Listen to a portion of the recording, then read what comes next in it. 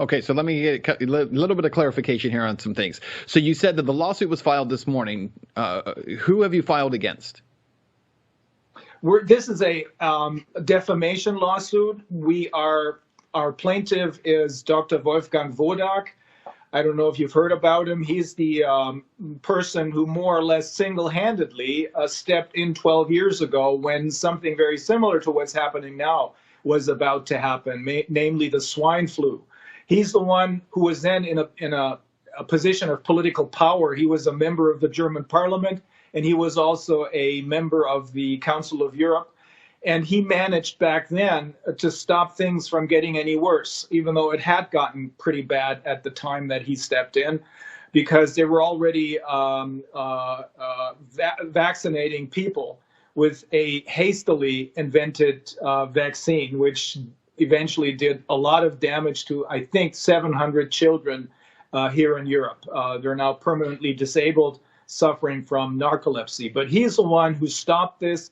And he did great work showing to the general population throughout the world that even then this so-called swine flu wasn't any worse, was just a mild flu eventually, and that's what we believe this is. So he's the person you're suing, though? No, he's the plaintiff, and we're suing a group of people. Yeah, we're suing a group of people, so-called fact checkers, which they're not, of course. They're manipulating the truth.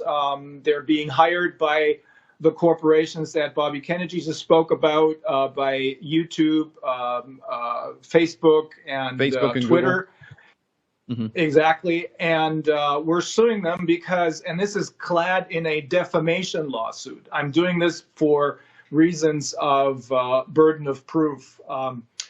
This group of people is accusing Dr. Wodak of lying when he says that the PCR tests are unreliable and cannot tell you anything about infections. So we're doing two things. We're killing two birds with one stone.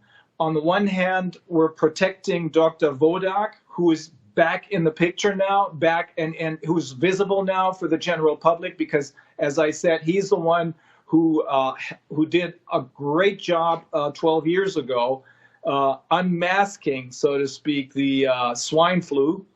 And at the same time, we're attacking the people who are behind this staged pandemic by attacking the PCR tests.